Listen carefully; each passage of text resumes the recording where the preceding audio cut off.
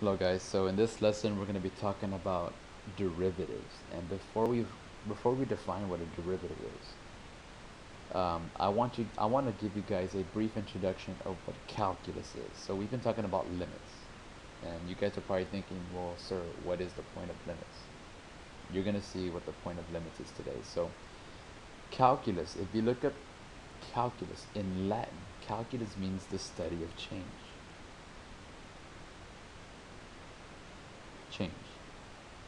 Calculus is the study of change. We split calculus into two major areas. One area is called differential calculus. Oops, can't spell. Differential calculus. The other is called the integral calculus. Now, we're going to be talking about differential for the next 2 or 3 months. And as you can see, there's a correlation between differential and derivatives. Well, derivatives is the main thing of the differential calculus. Um, well, calculus is the study of change. A lot of things around us is changing as we speak. Calculus provides a way for us to construct simple quantitative models of change so that we can derive solutions. And we could also even make predictions off of them if there isn't an exact solution. Or if the solution is not possible to derive. The fundamental idea of calculus is to study change by studying instantaneous change, by which we mean changes over tiny intervals of time. And I'm going to explain what that means in a bit. Calculus also helps us bridge concepts such as position, velocity, acceleration, and many other things as well. In this class, we're going to be studying single variable calculus. Since this is your first calculus course, it won't be a course that has many variables such as x, y, z. What do I mean by single variable calculus? I mean that we're going to be studying objects changing along just one fixed path. Later on, if you decide to take calculus 3 or multivariable calculus, which is the same thing in a lot of schools, you will study the change of objects on a plane or in space. We know that a plane is two-dimensional, and we know that space is three-dimensional.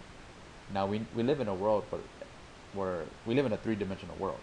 Not all the things can be described in one dimension, but this is your first class. So we're going to be studying objects along a fixed path. So single variable calculus means just y equals a function of x. So to begin the lesson, derivatives. We know that calculus means change, so rates of change play a role whenever we study the relationship between two changing quantities. So for example, we have velocity. Velocity is the rate of change of position with respect to time. You guys know that when your position changes over time, you generate a velocity. Now, let me give you an example of a velocity. So for example, you have a car, and this car travels 200 miles in 4 hours. What is your average velocity during the 4 hours? Well, your average velocity is 50 miles per hour. But that does not give us sufficient amount of information about how fast you're going at any given moment of time. For example, if I were to ask you how fast were you driving at exactly 45 minutes in your trip, you wouldn't be able to tell me because you only have an average of what you drove. So how do we define the instantaneous velocity? Well, we can't yet, okay? We have to estimate it. So we can't define instantaneous velocity as a ratio because we would have to divide the length of the time interval, which is 0. So for example, this is your average rate of change. Looks a lot like your slope formula. This is your y1, your y2, x1, x2, x1. If you wanted to find the instantaneous rate of change, you would have to say, well, okay, this is y2 minus y2 because you want to find how fast you're going at that same moment, at that same position. And we have a problem because we get 0 over 0. Okay? And that's what this means here. We get 0 over 0. We can have a 0 interval of time, and we cannot divide by 0. It's impossible. So how do we do this? We take the limit of the average velocity as the length of interval gets closer and closer to 0. So this is the purpose of the limits. Limits is what's going to help us derive what a derivative is. It's going to help us derive what integral calculus is. So how do we find the instantaneous rate of change? Well, the average rate of change, I'm going to say average rate of change, AROC, will now be considered average rate of change. You know that average rate of change from your algebra class to pre-calc class, all it means is the slope of the secant line. So if the slope of the secant line represents average, in other words, why? Because if you have 2 points right here, and I took the average of those 2 points, in other words, I took the rate of change of those 2 points, I have a secant line. And in geometry, a secant line is a line that crosses a curve at 2 points. Well, if the average rate of change represents the slope of the secant line, then the instantaneous rate of change represents the slope of the tangent line. So let me go ahead and write that down. Instantaneous rate of change equals the slope of the tangent line. Well, we know from geometry that the slope of the tangent line is when a line crosses a curve at one point. Let me go ahead and, to better illustrate this, I'm going to go ahead and use another program to show you how to derive the tangent line from the secant line. Here I have a curve, point P, okay? Here is my x value, point P, okay? And let's say I have another value called Q. That is my point Q. Notice that P produces f of x. If this is x, then this is f of x, and we know that f of x is y, okay? So this is your first y value, this is your first x value. And Q is h distance away. Let me go ahead and see that comes out. It didn't come out. Anyways, something's supposed to be popping up here in the bottom. If I travel h distance away from x and I go up, I have point Q. So if I travel h distance away from x, I have x plus h, and the function is now f of x plus h. What happens when P and Q get closer and closer? Well, let's see.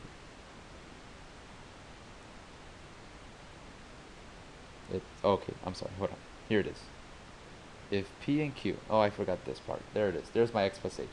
If P and Q gets closer and closer to P, I'm sorry, if Q gets closer to P, we see that the slope of the secant line changes, and at one very instant moment in time, they equal to each other, and it becomes the tangent line, that black line, that segment there.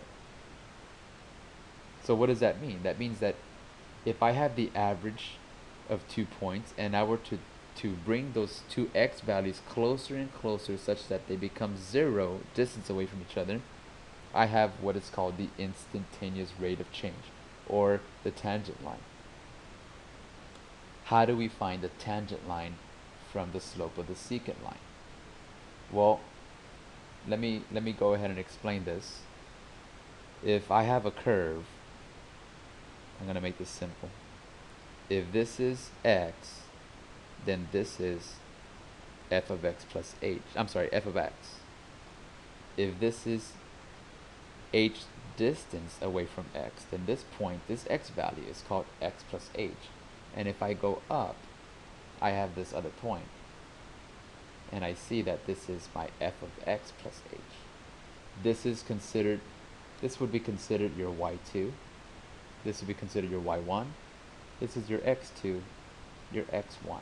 Okay, I'm trying to make this very similar to the average rate of change formula that you guys knew a while back, or that you guys still know, actually. That's your slope formula. Now, I'm going to rewrite this slope formula, but in terms of f of x plus h and x plus h. So, y2 minus y1 all over x2 minus x1. In other words, this is my x2, x1, y2, y1.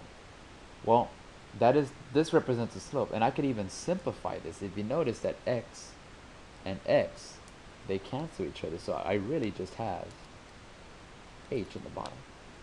Some of you guys may remember this formula. This represents a slope.